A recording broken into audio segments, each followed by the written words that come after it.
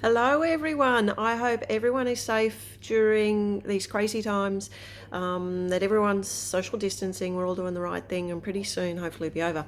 The reason I'm jumping on is I promised a while back I would do a quick chat on Tamoxifen, and that's the drug that some women go on after breast cancer that is a maintenance drug to help prevent it come back.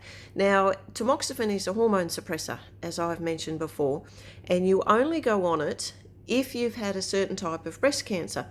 And that's for breast cancers that are positive for hormones, because there's three markers with the type of breast cancers there are. Then you go up and down in different grades and levels.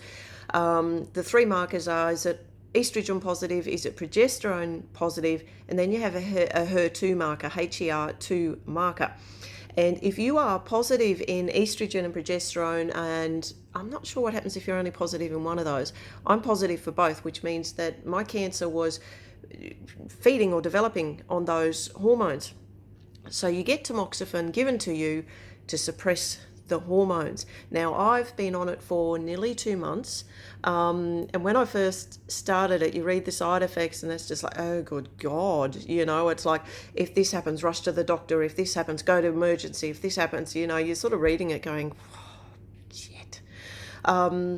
Fortunately, I haven't had to do that, which is great.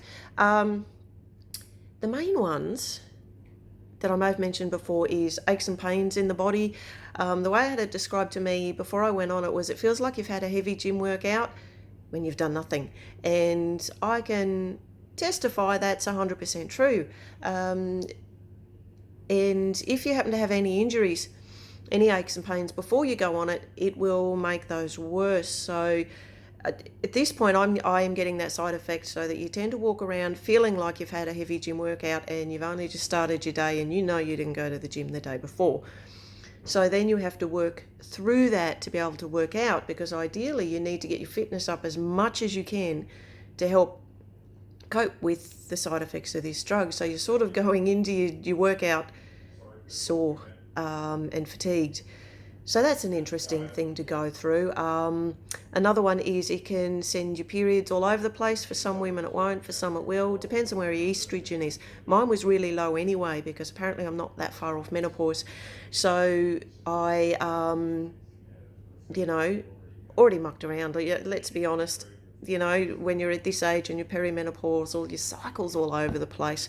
And mine is, and so I'm not noticing too much difference there. So we just have to wait and see. There is a chance it can stop my periods entirely prematurely. There's a chance it can make them really heavy and bizarre. Just going to have to wait and see on that. I'm not far enough into it to find out.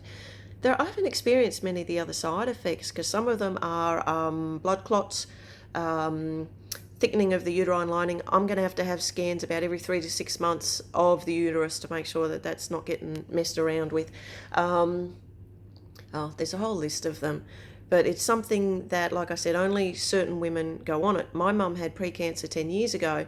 She's not on anything like that. I have friends who have had different types of cancers, breast cancers.